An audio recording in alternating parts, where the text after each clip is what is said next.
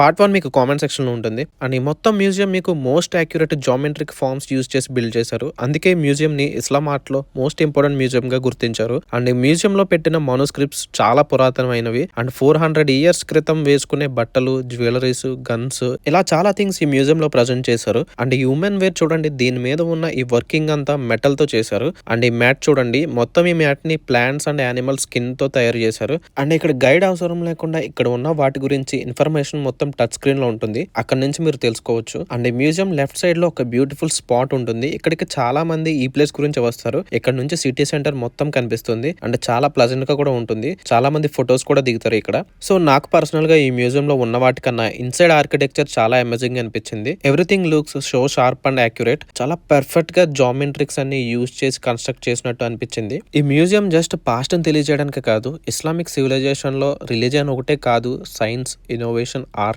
Culture ఇలా అన్నీ ఉన్నాయని తెలియజేయడం కోసం ఈ ఇన్ఫర్మేషన్ చాలా రీసెర్చ్ నేను ఈ వీడియో చేశాను. So please do like and subscribe. ఖతార్లో ఉన్న బెస్ట్ థింగ్స్ నేను మీకు చూపిస్తాను. See you in next video.